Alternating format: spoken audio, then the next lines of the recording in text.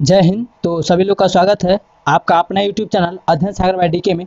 तो चलिए फटाफट सब लोग जो सो अभी तक लाइक नहीं किए तो लाइक कर दीजिए, चैनल पर नए हैं तो चैनल को सब्सक्राइब करके नोटिफिकेशन कॉल कर लीजिए और हम क्लास को जो सो शुरू करते हैं। आप लोग भी अपना जो सो काम कर दीजिए कि फटाफट शेयर कर दीजिए और चैनल पर नया है तो चैनल को सब्सक्राइब करके नोटिफिकेशन को ऑल जरूर कर लीजिएगा। नोटिफिकेशन ऑल रहेगा तो आपको जो है सो जब क्लास प्रोवाइड कराया जाएगा तो आपको जो सो नोटिफिकेशन पहुंच जाएगा। तो नोटिफिकेशन पहुंचाने में मेरा जो सो हमें काफ़ी सहूलियत और काफ़ी हेल्पफुल होगा। ठीक है, तो नोटिफिकेशन को सब्सक्राइब करके ऑल कर लीजिएगा। अच्छा लगे तो लाइक जरूर कीजिएगा और कमेंट्स में बता दीजिएगा कि आप लोग को इसमें क्या सुधार हो सकता है। नोटिफिकेशन के लिए जो सो आप हमें डिस्क्रिप्शन में दिए गए लिंक से संपर्क कर सकते हैं। ठीक है, नोट्स के लिए। ठीक है, तो आज हम लोग पढ़ने वाले हैं रासायनिक समीकरण के बारे में। अगर जो भी भाई बहन जो भी दोस्त इस चैनल पर बने होंगे उनको पता होगा कि वीडियो आपको जो है 5 से 6 बजे के बीच जो है अपलोड कराया जाता है, यानी कि 5:30 बजे वीडियो जो है आपको चैनल पर प्रोवाइड कराया जाता है। ठीक है, 5:30 बजे वीडियो आपको चैनल पर प्रोवाइड कराया जाता है। तो आप लोग जो है चैनल को सब्सक्राइब करके नोटिफिकेशन को ऑल कर लीजिएगा, तब आपको जो है नोटिफिकेशन प्राप्त हो जाएगा। ठीक है, तो चलिए जो है हम क्लास को शुरू करते हैं बिना टाइम गवाते हुए। रासायनिक समीकरण पढ़ने वाले हैं। आप लोग को पता होगा क्लास 10 का केमिस्ट्री का चैप्टर नंबर 1 रासायनिक अभिक्रिया एवं समीकरण से बनने वाला मोस्ट इंपोर्टेंट सब्जेक्टिव करते हैं। और सुबह 4:30 बजे वाली क्लास में जो है आपको लाइव में जो है टेस्ट लगाया जाता है, क्वेश्चन बैंक से लेकर चैप्टर वाइज ऑब्जेक्टिव प्रश्न तक। ठीक है, तो चलिए रासायनिक समीकरण किसे कहते हैं, रासायनिक समीकरण से क्या समझते हैं, रासायनिक समीकरण होता है क्या है, किसे कहते हैं। ठीक है, तो उसका परिभाषा देख लेते हैं कि रासायनिक अभिक्रिया को संक्षेप में यानी शॉर्टकट में उनके संकेत, जैसे कि मानकर चलिए परिभाषा पहले देख लेते हैं। रासायनिक अभिक्रिया को संक्षेप में यानी उनके संकेत या सूत्रों के माध्यम से दिखाना ही या दर्शाना ही या लिखना ही क्या कहलाता है, समीकरण कहलाता है, रासायनिक समीकरण कहलाता है। जैसे कि मानकर चलिए आप लोग का नाम मानकर चलिए किसी का नाम सोनू है, क्या है, किसी का नाम सोनू है। ठीक है, सोनू कुमार है, सोनू कुमार है तो वो शॉर्ट में क्या लिखता है, एस के लिखता होगा। तो वही उसी तरह रासायनिक समीकरण को लिखने का तरीका क्या है कि रासायनिक अभिक्रिया को संक्षेप में यानी शॉर्टकट में उनके संकेत के माध्यम से, जैसे कि सोनू कुमार क्या लिखता है, शॉर्टकट संकेत क्या होगा उसका, तो एस के हो जाएगा। जैसे सोडियम का संकेत क्या होता है, तो सोडियम का संकेत होता है Na, क्या होता है, तो सोडियम का संकेत Na होता है। पोटेशियम का संकेत क्या होता है, मैग्नीशियम का संकेत Mg होता है। क्लोरीन का संकेत Cl होता है। हाइड्रोजन का संकेत H होता है। एल्युमिनियम का संकेत Al होता है। चांदी का संकेत Ag होता है। ठीक है, चांदी का संकेत Ag होता है। सोना का संकेत Au होता है। उसी तरह अभी रासायनिक अभिक्रिया को संक्षेप में यानी उनके संकेत या सूत्र के माध्यम से, सूत्र किसको कहते हैं, जैसे जल का सूत्र क्या होता है, तो H2O होता है। क्या होता है जल का सूत्र, H2O होता है। उसी तरह रासायनिक अभिक्रिया को उनके संकेत या शॉर्टकट में लिखने के माध्यम ही क्या कहलाता है, तो रासायनिक समीकरण कहलाता है। क्या कहलाता है, रासायनिक समीकरण कहलाता है। चलिए एग्जांपल के तौर पर, उदाहरण के तौर पर हम समझ लेते हैं, काफ़ी आसान होगा। ठीक है, तो देखिए पहला में दिया गया है कि हाइड्रोजन एवं ऑक्सीजन के मिलने से क्या बनता है, तो जल बनता है। जब हाइड्रोजन, तो हाइड्रोजन क्या है, हाइड्रोजन एक गैस है। क्या है, हाइड्रोजन गैस है। फिर देखिए कि ऑक्सीजन क्या है, तो ये भी गैस है। तो दोनों को मिलने से क्या बनता है, एक तीसरे तरह का पदार्थ बन जाता है, यह बन जाता है द्रव। क्या बन जाता है, द्रव। और जल का सूत्र क्या होता है, तो H2O होता है। यानी कि हाइड्रोजन गैस और ऑक्सीजन गैस को मिलने से क्या बनता है, तो जल बनता है। ठीक है, तो वही कहता है कि हाइड्रोजन और ऑक्सीजन दोनों को मिलने से जल बनता है। तो रासायनिक अभिक्रिया क्या हो गया, तो रासायनिक अभिक्रिया मेरा हो गया जल। और वहीं पर अगर पूछा जाए रासायनिक समीकरण क्या हो गया, तो रासायनिक समीकरण हो गया, ये हो गया H2O। तो रासायनिक समीकरण क्या कहता है कि कोई किसी संकेत या सूत्र के माध्यम से लिखा जाता है, वो हो जाएगा रासायनिक समीकरण। तो रासायनिक समीकरण क्या हो गया, तो जल जो हो गया वो मेरा रासायनिक अभिक्रिया हो गया। और H2O जो हो गया यानी कि जो सूत्र के माध्यम से तैयार हुआ संकेत क्या हो गया, हाइड्रोजन का संकेत H होता है, ऑक्सीजन का संकेत O होता है। ठीक है, तो हाइड्रोजन H2 और ऑक्सीजन O2 दोनों को मिलने से, दोनों संकेत के मिलने से एक सूत्र तैयार हुआ जिसका नाम क्या है, तो H2O। और H2O जो बना वो यह कहलाता है क्या, रासायनिक समीकरण कहलाता है। क्या कहलाता है, तो रासायनिक समीकरण कहलाता है। ठीक है, चलिए, तो रासायनिक समीकरण हो गया। और जो हाइड्रोजन और ऑक्सीजन यह शब्द के माध्यम से लिखा गया है, ये हाइड्रोजन और ऑक्सीजन पूरा लिखा गया और इसको मिलने से क्या बना, जल बना, तो ये कहलाता है रासायनिक समीकरण। यानी कि नाम जहाँ पूरा लिखा गया है, जैसे कि हाइड्रोजन, हाइड्रोजन का संकेत के माध्यम से लिखा जाए और सूत्र के माध्यम से बताया जाए, वो रासायनिक समीकरण होता है। और हाइड्रोजन और ऑक्सीजन यानी कि पूरा शब्द के माध्यम से लिख करके ये दोनों जोड़ा जाता है, ये तो ये रासायनिक अभिक्रिया कहलाएगा। ठीक है, तो नाम के यानी कि शब्द का नाम, शब्द का यानी कि शब्द कहते हैं उसका पदार्थ का नाम, जैसे कि गैस हो गया, तो हाइड्रोजन का पूरा नाम लिखा गया यहाँ पर हाइड्रोजन, और ऑक्सीजन का पूरा नाम लिखा गया ऑक्सीजन। तो हाइड्रोजन और ऑक्सीजन मिलने से जो बना ये जल, ये क्या कहलाता है, तो रासायनिक अभिक्रिया कहलाएगा। जबकि वही संकेत या सूत्र के माध्यम से बताते हैं तो ये क्या कहलाता है, तो रासायनिक समीकरण कहलाता है। नेक्स्ट उदाहरण देख लेते हैं, एक से अधिक एग्जाम्पल लेंगे, कैसे नहीं समझ में आएगा, और डाउट का तो कोई सवाल पैदा नहीं होता। ठीक है, चलिए नेक्स्ट है कि hydrogen plus chlorine, hydrogen plus chlorine को मिलाने से क्या बनता है, तो हाइड्रोजन प्लस क्लोरीन को मिला से हाइड्रोक्लोरिक अम्ल बनता है, और यह हाइड्रोक्लोरिक अम्ल क्या कहलाता है, तो ये रासायनिक अभिक्रिया कहलाता है। क्या कहलाता है, रासायनिक अभिक्रिया कहलाता है। जबकि H2 यानी कि हाइड्रोजन और क्लोरीन को मिलने से, तो दोनों क्या है, तो क्लोरीन का सूत्र क्या होता है, संकेत क्या होता है, तो Cl, और हाइड्रोजन का क्या होता है, H होता है। तो दोनों को संकेत को मिलाने से जो सूत्र तैयार हुआ यानी HCl हाइड्रोक्लोरिक अम्ल, ये क्या कहलाता है, तो रासायनिक समीकरण कहलाता है। ठीक है, तीसरा उदाहरण फिर देख लेते हैं। तीसरा उदाहरण में है कि कैल्शियम कार्बोनेट, तो कैल्शियम कार्बोनेट का कभी कभी सूत्र पूछे तो वो हो जाता है CaCO3। क्या कहलाता है, CaCO3 कहलाता है। इसको गर्म करने पर, कैल्शियम कार्बोनेट को CaCO3 को गर्म करने पर Ca यानी कि कैल्शियम ऑक्साइड, Ca यानी कि कैल्शियम ऑक्साइड और कार्बन डाइऑक्साइड निकलता है। ठीक है, तो ये जो होगा ये हमारा हो गया कार्बन डाइऑक्साइड, यानी कि कैल्शियम कार्बोनेट और को गर्म करने पर कैल्शियम ऑक्साइड और कार्बन डाइऑक्साइड निकला, तो ये ऊपर वाला जो कहलाएगा, ये क्योंकि सूत्र और संकेत ना है, पूरा डिटेल्स में लिखा गया उसका नाम सही, तो ये रासायनिक अभिक्रिया कहलाएगा। जबकि CaCO3 यानी संकेत या सूत्र के माध्यम से लिखा जाता है, उसको रासायनिक समीकरण कहते हैं। आशा करते हैं आप लोग को 3 एग्जाम्पल के तौर पर आपको समझ में आ गया होगा। ठीक है, चलिए नेक्स्ट है, तो जो भी भाई बहन है आप लोग प्लीज सपोर्ट करिएगा। ठीक है, ज़्यादा से ज़्यादा आप लोग शेयर कीजिएगा, क्योंकि आपका लाइक और आपका कमेंट्स पॉजिटिव क्या कहता है कि हमें एनर्जी देता है और रेगुलर आपको क्लास को अपलोड करने में काफ़ी हेल्पफुल होता है। जैसे कि आप लोग का किसी भी तरह का कोई वर्क करते हैं या काम करते हैं, जैसे कि कोई अच्छी तरह से पढ़ते हैं और आपका रिजल्ट अच्छा खासा आता है, तो पढ़ने में काफ़ी मज़ा आता होगा, मन लगता होगा। ठीक है, उसके पढ़ने में भी काफ़ी इंजॉय आता होगा। उसी तरह आप लोग को लाइक और कमेंट्स का जो सो और वीडियो को ज़्यादा से ज़्यादा शेयर करते हैं तो काफ़ी हमें भी उत्साहित और खुशी मिलता है। ठीक है, तो शेयर में कंजूसी नहीं कीजिएगा। ठीक है, चलिए तो आप यहाँ पर देखते हैं रासायनिक अभिक्रिया के समय घटने वाला घटना या विशेषता। ठीक है, एकदम एक बेसिक से पढ़ाएंगे अपनी भाषा में, आप लोगों की ही भाषा में। रासायनिक अभिक्रिया के समय घटने वाला घटना या विशेषता क्या होता है। ठीक है, तो रासायनिक अभिक्रिया जब हो रहा होता है तो उस समय कुछ ना कुछ घटता है, घटना या विशेषता होता है, उसे निकलने वाली कुछ विशेषता होता है। जैसे कि कोई जैसे कि आप लोग के जीवन में या किसी व्यक्ति के जीवन में कुछ घटना घटता है तो उसे सीख मिलता है। जैसे कि कोरोना वायरस हमें बहुत लोगों को सिखा दिया कि कुछ सभी पैसा कमाकर खाना एकदम उड़ाना नहीं चाहिए, कुछ बचाना भी चाहिए, जो आगे दिन के लिए भविष्य में काम करे, इमरजेंसी में काम करे। और क्या होता है कि कैसे भी एक दूसरे से जो सो पूरा क्लोजअप नहीं आना चाहिए, कैसे एकदम सावधान है, स्वच्छता पर ध्यान देना चाहिए, काफ़ी सिखा के गया है। ठीक है, तो कुछ घटना जो होता है घटा के जाता है, सिखा के जाता है, और कुछ उसकी विशेषता भी बता के जाता है। तो वही रासायनिक अभिक्रिया के समय जब रासायनिक अभिक्रिया करते हैं तो उसके समय कुछ घटने वाला घटना और विशेषता के बारे में जानते हैं कि क्या क्या घटना घटता है और विशेषता होता है। तो पहला आप लोग को दिख रहा होगा क्या, तो पहला आप लोग को दिख रहा होगा गैस की उत्पत्ति। तो जब रासायनिक अभिक्रिया हो रहा था उस समय गैस की भी उत्पत्ति होता है। ठीक है, द्रव की भी उत्पत्ति, यानी कि कई सारे, यानी कि रासायनिक अभिक्रिया होगा तो कोई जरूरी है कि जो कोई पदार्थ तीसरा तरह का पदार्थ बनेगा या द्रव बनेगा, गैस भी बनेगा।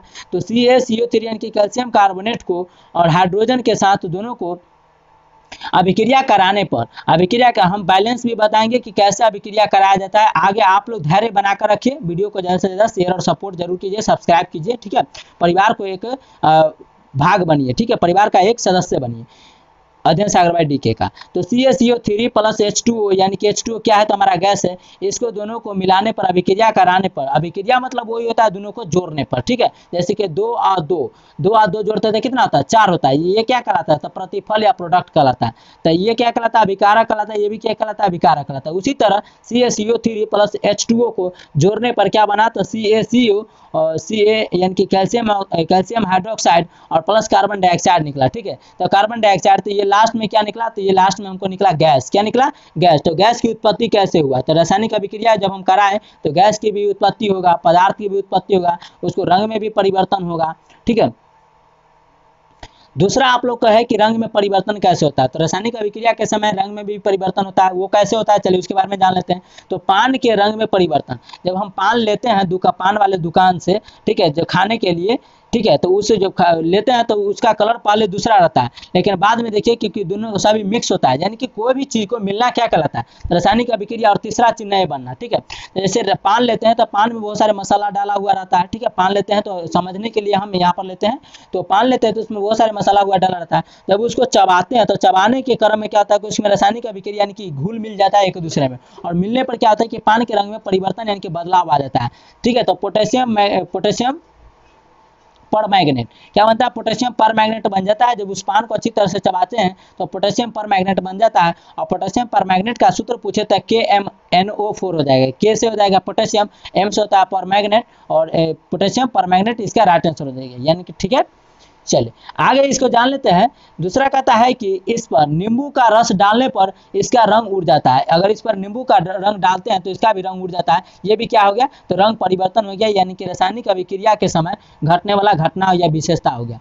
आगे है ताप में परिवर्तन भी होगा, यानी कि टेम्परेचर में भी परिवर्तन होगा। ताप बढ़ेगा तो उसको कहते हैं उष्माक्षेपी, और ताप बढ़ेगा तो उसमें कहते हैं उष्माशोषी। कैसे, चलिए जान लेते हैं। तो ताप में परिवर्तन कैसे होगा, तो पहले ताप बढ़ेगा, तो ताप बढ़ेगा तो जैसे कि चूना पानी को जब मिलाते हैं, जब चूना और पानी को मिलाते हैं तो ताप क्या होगा, बढ़ेगा। ताप बढ़ेगा तो उसमें क्या होगा, उष्माक्षेपीय अभिक्रिया होगा। क्या होगा, उष्माक्षेपीय अभिक्रिया होगा। जब ताप घटेगा तो वो उष्माशोषीय अभिक्रिया होगा। क्या होगा, जैसे कि पानी और ग्लूकोज को मिलाते हैं, तो उसमें उष्मा जो है टेम्परेचर घटता है। ठीक है, जैसे कि मान कर चले, जैसे कि शरीर का टेम्परेचर बढ़ा हुआ रहता है, यानी कि कहीं से गर्माए हुए आते हैं, और जो हमको पानी और ग्लूकोज मिल जाता है तो काफ़ी जो शरीर हम लोग का ठंडा हो जाता है, यानी कि रिलैक्स हो जाता है, तो ताप घटता है। क्योंकि अभिक्रिया होता है, तो पानी और ग्लूकोज को मिलाते हैं तो दोनों में क्या होता है कि अभिक्रिया कराने पर हमारा ताप घटेगा तो उष्माशोषी होगा, और उष्माक्षेपी जो होगा, यानी कि ताप बढ़ाने पर चूना और पानी को मिलाने पर उष्माक्षेपी अभिक्रिया होगा। ठीक है, आगे है अवस्था परिवर्तन, यानी कि उसको अवस्था में परिवर्तन, यानी कि पहले रहेगा कुछ और बाद में हो जाएगा कुछ।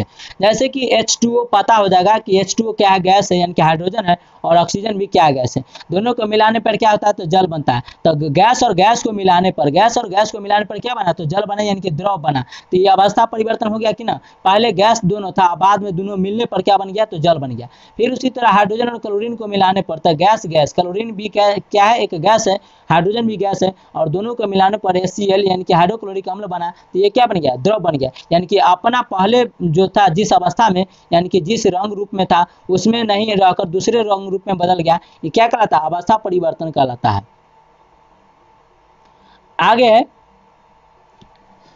अवक्षेप का बनना, जैसे समझ लीजिए। अवक्षेप का बनना जैसे कि हो गया क्या, जैसे सोडियम क्लोराइड, तो सोडियम क्लोराइड का सूत्र क्या होता है, तो सोडियम क्लोराइड का सूत्र होता है NaCl और AgNO3। ठीक है, AgNO3 कैसे बनेगा, तो जैसे कि मानकर चलिए यहाँ पर देख लीजिए कि पहले वाला होता है प्लस, उसके बाद दूसरा वाला होता है माइनस। तो जैसे कोई अभिक्रिया होता कैसे है, और उष्माक्षेपी और उष्माशोषी कैसे होता है, जैसे कि अभिक्रिया कैसे होगा, जैसे ऐसे समझिए। यहाँ पर देखिए कि Ag यानी कि प्लस वाला, जैसे कि शादी होगा तो लड़का में नहीं होता है, तो मान के चलिए लड़का क्या होता है, प्लस वाला से दोस्ती नहीं होगा, प्लस को माइनस वाला से दोस्ती होगा, ठीक है, प्लस को माइनस वाला से दोस्ती होगा। जैसे कि यहाँ पर भी 2 प्लस है, यहाँ पर क्या है, तो यहाँ पर देखिए, यहाँ पर प्लस है, यहाँ पर माइनस है, यहाँ पर प्लस है, यहाँ पर माइनस होगा। तो ये प्लस वाला दोस्ती करेगा ये माइनस वाला से, और ये माइनस वाला दोस्ती करेगा ये प्लस वाला से। यानी कि इसका जो सो ऐसा समझिए कि इसका गर्लफ्रेंड से वो जो सो यानी कि चक्कर चलेगा, उसका गर्लफ्रेंड से वो चक्कर चलेगा। ऐसे समझिए। यहाँ पर देखिए कि Ag क्या है, तो प्लस है, प्लस यानी कि जैसे कि अधिकतम जिसमें यम लगा होता है वो क्या होता है, धातु होता है। जैसे कि सोडियम, पोटेशियम, मैग्नीशियम, एल्यूमिनियम, ये सब क्या है धातु, लेकिन सोना चांदी ये सब क्या है धातु है, लेकिन अधिकतर क्या होता है कि यम लगा होता है वो क्या होता है धातु होता है।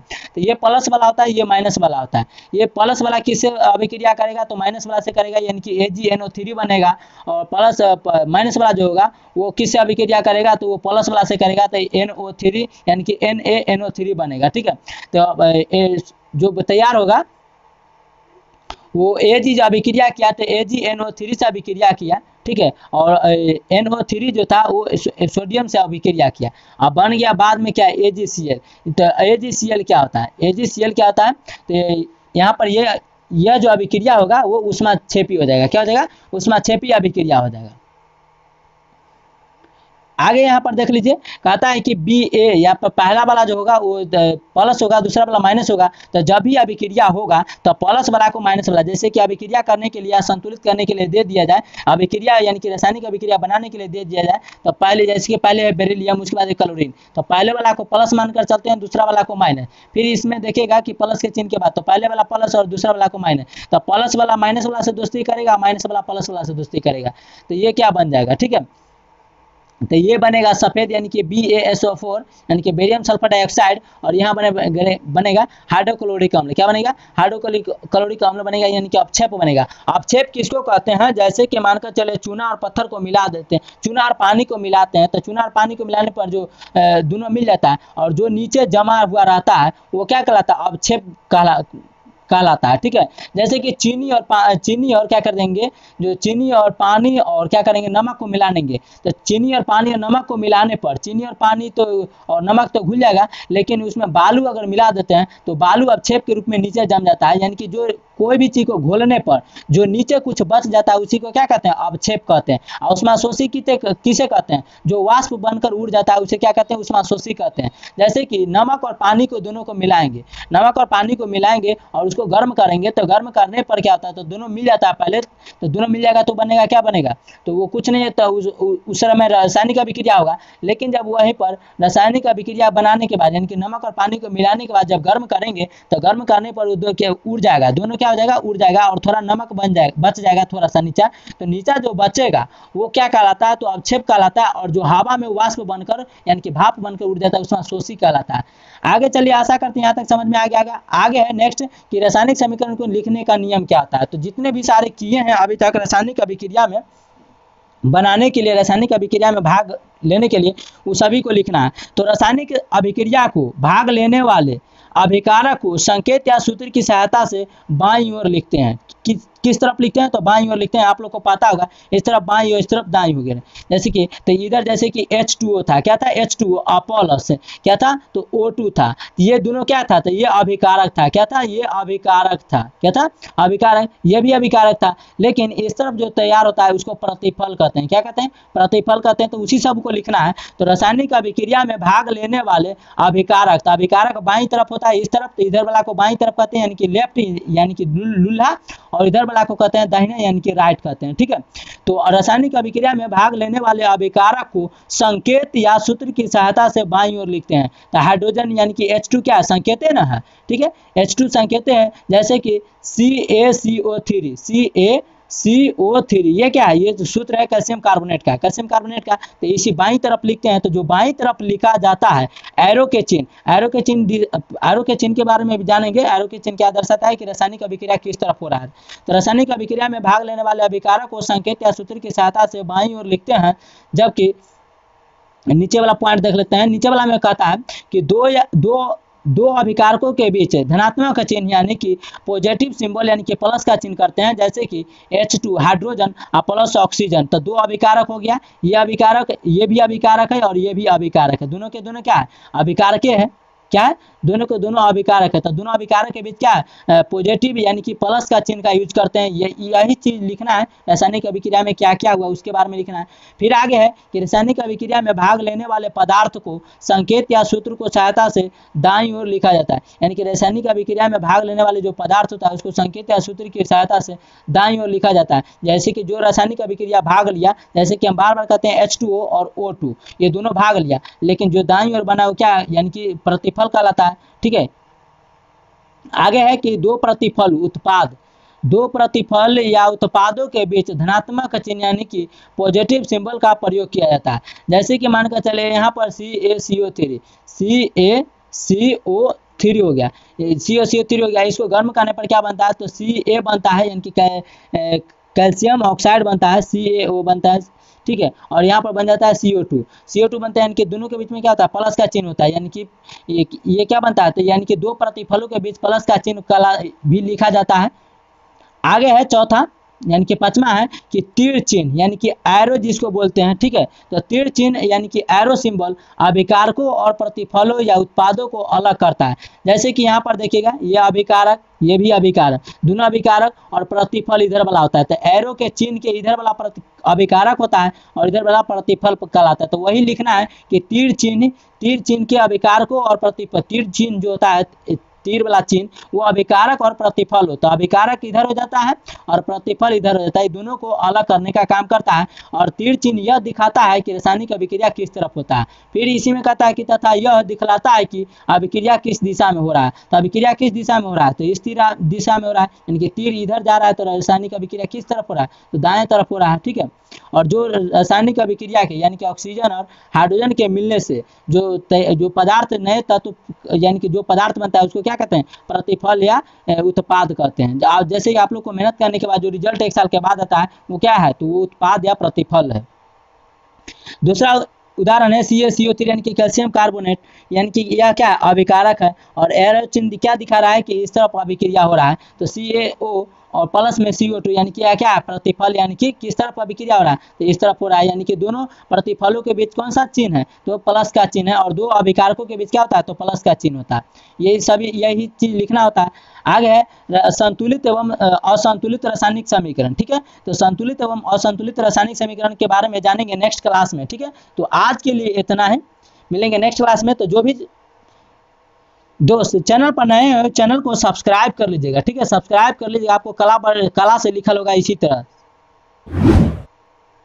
इस तरह लिखा हुआ होगा, इस तरह और इस तरह बक्सा में होगा, उस पर क्लिक करके नोटिफिकेशन को ऑल जरूर कर लीजिएगा। और मिलते हैं नेक्स्ट क्लास में। आज के लिए इतना है, थैंक यू, जय हिंद। और सुबह 4 बजे 4:30 बजे वाला क्लास में जुड़ना नहीं भूलिएगा। आज के लिए इतना है, थैंक यू।